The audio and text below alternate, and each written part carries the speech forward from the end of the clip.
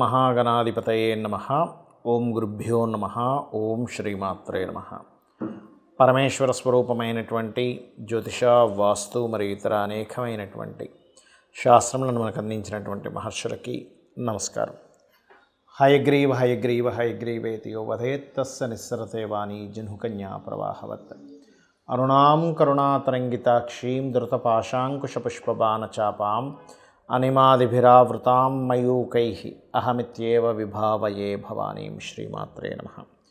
ప్రేక్షకులకి ఆ లలితాంబిక అమ్మవారి యొక్క అనుగ్రహం పరిపూర్ణంగా కలగాలని మనస్ఫూర్తిగా కోరుకుంటూ మనం ఈరోజు గ్రహణాల గురించి, గ్రహణ ప్రభావం అసలు ఇండియాలో ఉందా లేదా, బయట దేశాల్లో ఉన్నటువంటి గ్రహణాలు, బయట దేశాల్లో నివసించేవారు ఎటువంటి జాగ్రత్తలు ఏ రాసుల వారు తీసుకోవాలి, ఎవరెవరికి బాగుంటుంది, అదేవిధంగా గ్రహణ సమయంలో ఏ దేవతారాధన, అదేవిధంగా ఎటువంటి దానములు ఇవ్వడము, ఇవన్నీ ఏం చేయాలనేటువంటి విషయాలు చెప్తుంది నేనైనప్పటికీ కూడా చెప్పిస్తుంది సాక్షాత్ లలిత అమ్మవారిగా భావిస్తూ తెలుసుకుందాం.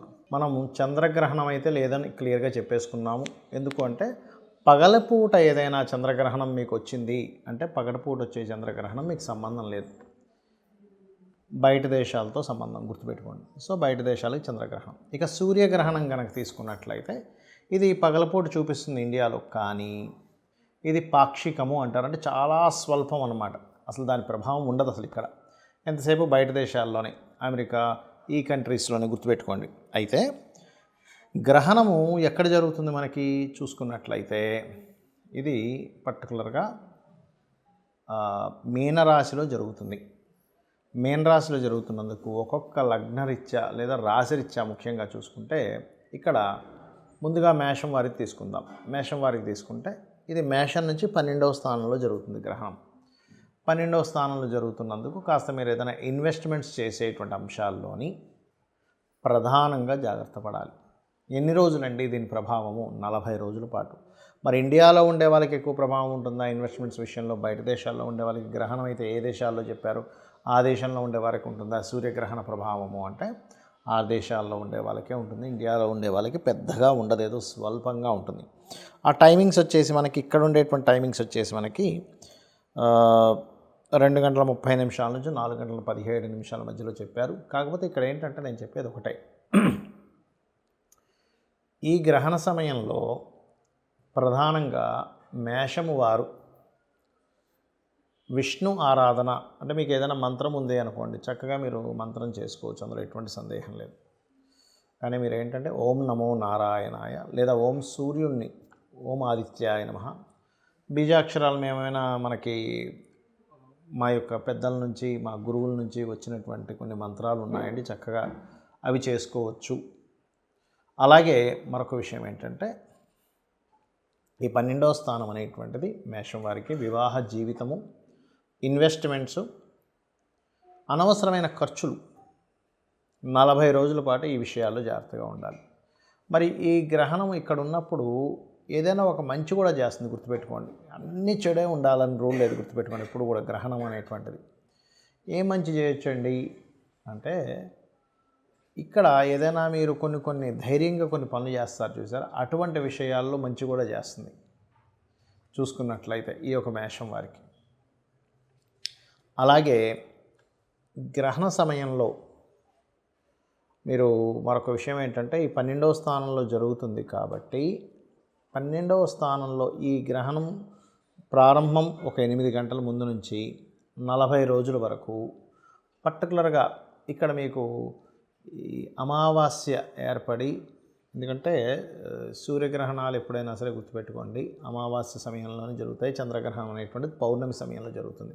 మీకు 12వ స్థానంలో అమావాస్య యోగం ఏర్పడింది కాబట్టి ఈ 40 రోజుల పాటు 4వ అధిపతి అవుతున్నాడు కాబట్టి చంద్రుడు మేషం వారు పర్టికులర్గా గృహాలకి, వాహనాలకి, వీటికి సంబంధించినటువంటి ఇన్వెస్ట్మెంట్స్ విషయంలో కాస్త జాగ్రత్తగా ఉన్నట్లయితే అన్ని విధాలా బాగుంటుంది మీకు.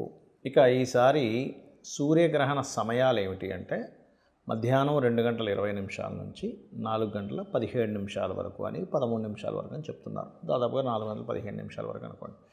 అయితే మరి పగడపూట సూర్యగ్రహణం ఉంది కదండి, మనకెందుకు పాక్షికమైంది అంటే, అది గ్రహణం ఎప్పుడు కూడా సూర్యగ్రహణాలు రవి చంద్ర రాహు డిస్టెన్స్ని బట్టి, చంద్రగ్రహణం అయితే రవి చంద్ర కేతు ఉండేటువంటి నోడ్స్ అంటారు దాన్ని, ఛాయాగ్రహాలు కాబట్టి వాటి డిస్టెన్స్ని బట్టి మనకు అది పాక్షికం అవుతుందా సంపూర్ణ గ్రహణం అవుతుందా అనే క్యాలిక్యులేషన్ ఉంటుంది.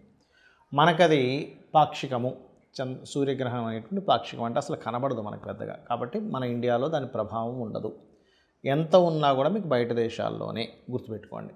అయితే ఇండియన్ టైమింగ్ మాత్రం ఇది. చంద్రగ్రహణం అయితే అసలు లేనే లేదు, అయిపోయింది దాని పరిస్థితి కూడా. ఇక సూర్యగ్రహణ సమయంలో మరి ఇక్కడ ఇండియాలో ఉన్న వాళ్ళు ఇల్లు శుభ్రపరచుకోవడము, అదేవిధంగా గర్భిణీ స్త్రీలు కాస్త రెస్ట్ తీసుకొని పడుకోవడము, ఇట్లాంటివి ఏమైనా ఉంటాయా? ఫుడ్ తినేటువంటి విషయంలో చూడండి, మనకి గ్రహణం ముందుంది అనగానే ఒక 4-5 గంటలు 8 గంటల ముందే కూడా తినేస్తారు కొంతమంది, మినిమం 4 గంటల ముందు కూడా తినేవాళ్ళు ఉంటారు. ఇటువంటివి ఏమైనా పాటించాలా అంటే ఎప్పుడైనా గుర్తుపెట్టుకోండి, ఇక్కడ లేనప్పుడు మీరు కంగారు పడాల్సిన అవసరం లేదు ఈ విషయాల్లో. అదేవిధంగా ఇక్కడ గుళ్ళు కూడా మనం ఏం ముయ్యము. సహజంగా కూడా ఇంట్లో మనకి గ్రహణ సమయంలో ఏం చేస్తాము, ఆ దేవతా మందిరంలో ఉన్నటువంటి వాటి అన్నింటినీ తీసుకొని చక్కగా కడుక్కొని మళ్ళీ పెట్టుకుంటాం. మీరు కామన్గా మీరు చక్కగా శుభ్రంగా ఉండాలనేటువంటి భావనతో తీసి వాటిని శుభ్రపరచుకోవాలంటే పరచుకోండి, కానీ గ్రహణ ప్రభావం వల్ల మాత్రం ఏమీ లేదు ఇక్కడ గుర్తుపెట్టుకోండి. మరి ఈ గ్రహణ సమయంలో మంత్ర సాధన చేయవచ్చా? ఎందుకంటే మనకి లేకపోయినా ఆకాశంలో ఆ గ్రహాల యొక్క అలైన్మెంట్ ఉంది కదా అంటే ఖచ్చితంగా చేసుకోవచ్చు. మనకి దుష్ప్రభావం పడదు, కానీ ఆ సమయంలో మీరు చేసేటువంటి సాధన ఏదైతే ఉంటుందో దాని మూలంగా మీకు బలం అయితే ఖచ్చితంగా వస్తుంది. ఎందుకంటే గ్రహణం లేకపోయినా సరే మీరు మంత్రం చేసుకునే ప్రభావం ఉంటుంది కదా, గ్రహణంతోనే సంబంధం లేదు కదా. కాకపోతే ఆకాశంలో వేరే దేశంలో ఉండే, ఎప్పుడైతే మనకి ఇప్పుడు అమెరికా ఆఫ్రికా ఈ కంట్రీస్లో ఉన్నాయని చెప్పుకున్నాం, అయితే ఈ కంట్రీస్లో ఉండే వాళ్ళ సాధనకి ఇంకా ఎక్కువ ప్రభావం ఉంటుంది. వాళ్ళకి గ్రహణ ప్రభావం ఉంటుంది, సాధన చేసినందుకు ప్రభావం ఎక్కువగా ఉంటుంది. కాబట్టి ఈ సమయంలో కనుక ఎవరైనా సరే గుర్తుపెట్టుకోండి, ఉద్యోగం కోసం బాగా ఇబ్బంది పడుతున్నామండి అని అనుకునేటువంటి వారు లలితా సహస్రనామాల్లో నామాలైనా చేసుకోవచ్చు. అంటే ఏమిటి? ఓం శ్రీమాత శ్రీ మహారాజ్ని శ్రీమత్ సింహాసనేశ్వర్యే నమః, లేదా ఓం మాణిక్య మకుటాకార జానుద్వయ విరాజితాయే నమః, ఇలా చేసుకోవచ్చు. లేదా అప్పులు అపర్ణాయే నమః, లేదండి మేము విష్ణువుని ఎక్కువగా ఆరాధిస్తాము, ఓం నమో నారాయణాయ. కొంతమందికి ఎక్కువ బాధ ఉంటుంది, ఎప్పుడు ఏదో ఒక దిగులు ఉంటుంది, అటువంటి వారు ఓం మధుసూదనాయ నమః అనే నామం అద్భుతంగా పనిచేస్తుందండి. మీరు చూడొచ్చు, ఒక్క 10 నిమిషాలు ఓం మధుసూదనాయ నమః ఓం మధుసూదనాయ నమః అనుకుంటూ ఉంటే తెలియకుండానే మీ లోపల నుంచి ఏదో తెలియని ఒక ఇది పోయినట్టుగా అనిపిస్తుంది. అదేవిధంగా కొంతమందికి భయం ఉంటుంది, అలాంటప్పుడు లలితా సహస్రనామాల్లో ఓం కనకాంగద కేయూర కమనీయ భుజాన్వితాయే నమః, ఖచ్చితంగా మీకు ఆ భయం భీతి ఏదో అయిపోతుందేమో అనేటువంటి ఒక భ్రాంతి నుంచి బయటపడతారు. అయితే మనం గతంలో ఆల్రెడీ చెప్పుకున్నాం, ఏమండి ఈ గ్రహణాలు పట్టబోతున్నాయి, బుధుడు నీచబడుతున్నాడు, షేర్ మార్కెట్లో భయంకరంగా కుప్పకూలబోతుంది అని ఎప్పుడు ఒక 15-20 రోజుల క్రితమే చెప్పుకున్నాం. ఈ మధ్యకాలంలో కూడా దాని యొక్క ప్రభావం మీరు అందరూ చూశారు. కాబట్టి దీని యొక్క ప్రభావం ఇంకా ఫ్యూచర్లో ఉంది, కాబట్టి ఇంకా జాగ్రత్తగా ఉండండి షేర్ మార్కెట్ విషయంలో. బికాజ్ ఇక్కడ అది కూడా విదేశీ సంబంధించినవి, ఇక్కడ కాదు, బయట దేశానికి సంబంధించిన వాటిలో ఎక్కువగా ఉంటుంది. ఫ్రాడ్స్ ఎక్కువగా జరుగుతాయి ఈ గ్రహణ ప్రభావాల వల్ల. నీటికి జల సంబంధించిన ఇవి ఎక్కువగా జరుగుతుంటాయి. ప్రళయాలు అంటూ ఉంటారు. బాగా ఎండపడుతూ ఉంటే సడన్గా వర్షాలు పడుతూ ఉంటాయి కొన్ని ప్రాంతాల్లో. సుడిగుండాలు లాంటివి ఇట్లాంటివి ఎక్కువగా లేస్తుంటాయి వాటర్లో కానీ గాలిలో కానీ. ఎందుకంటే వాయువులో ఒక రకమైన సుడిగుండాలు లాంటివి లేవడం, దాని ద్వారా కొంతమంది ఇబ్బంది పడడం, ఇట్లాంటివి ఎక్కువగా ఉంటాయి. అయితే గ్రహణం అయిపోయిన తర్వాత ఏ రాసుల వారికైతే మనం చెప్పుకున్నామో గ్రహణ ప్రభావం ఎక్కువగా ఉంటుందని, అందులో ముఖ్యంగా ఏ రాసుల వాళ్ళు ఎక్కువగా దానంగా ఇవ్వాలంటే మీనము, మేషము, కుంభము, కర్కాటకము, వృశ్చిక రాశి వారు, అది కూడా బయట దేశాల్లో ఉండేవారు. ఇండియాలో ఉండే వాళ్ళకి ఏమీ ఇబ్బంది లేదు. మీరు కామన్గా మీరు దానం ఇచ్చుకుంటా అంటే ఇచ్చుకోండి, కానీ ఇండియాలో ఉండే వాళ్ళకి ప్రభావం లేదు. సో ఇండియాలో ఉండేవాళ్ళు మేము దానం ఇవ్వాలేమో, అయ్యో ఇవ్వలేకపోతున్నానేమో, ఇవ్వకపోతే ఏదో జరుగుతుందేమో అని చెప్పి భయపడకండి. గ్రహణం అనేటువంటిది ఒక యోగము, గుర్తుపెట్టుకోండి. సాధన చేసుకోవడానికి, మీ యొక్క శక్తిని పెంచుకోవడానికి ఒక గొప్ప యోగము అనేటువంటి దాన్ని గుర్తు ఎరగండి. అలాగే ఏమి ఇవ్వాలి దానము? మినుములు, గోధుమలు, బియ్యము దానంగా ఇవ్వండి. అలాగే మరొక విషయం ఏంటంటే ఇక్కడ వీటితో పాటు మీరు నువ్వులు కూడా దానం ఇవ్వచ్చు. సూర్య ప్రతిమ, చంద్ర ప్రతిమ, ఒక ఇత్తడి గిన్నెలో నెయ్యి, అలాగే సర్ప ఆకారంలో ఉన్నటువంటి 2 సర్పాలు కూడా దానంగా ఇస్తారు. అదేవిధంగా బియ్యము దానంగా ఇవ్వచ్చు. ఇందాక ఆల్రెడీ మనం చెప్పుకున్నాం. వీటిని చక్కగా ఉదయం 11 లోపల, గ్రహణం వీడిన తర్వాత నెక్స్ట్ డే 11 లోపల ఇవ్వవచ్చు. 11 దాటిన తర్వాత అంటే కొంచెం అది మధ్యాహ్న సమయంలోకి వెళ్ళిపోతూ ఉంటుంది కాబట్టి 12 అలా దాటితాయి కాబట్టి 11 లోపల ఇవ్వడం శ్రేష్టము.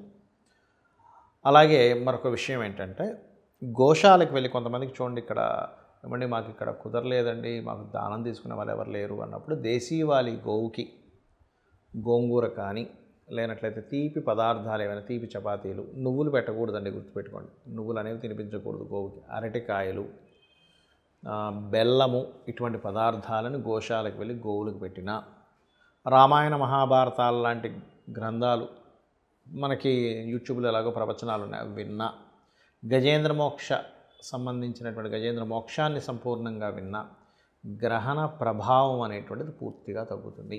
ఎవరికి? విదేశాల్లో ఉంటూ అక్కడ జీవిస్తూ ఉన్నటువంటి వారికి. ఏమంటే నాకు సిటిజన్షిప్ అక్కడ ఉంది కానీ నేను ఇక్కడ ఉన్నాను, దాని ఎఫెక్ట్ పడుతుందా అంటే సిటిజన్షిప్ అక్కడ ఉండి మీరు ఇండియాకి వచ్చారు ఆ టైంలో అంటే మీకు ఏ ఇబ్బంది ఉండదు, గుర్తుపెట్టుకోండి.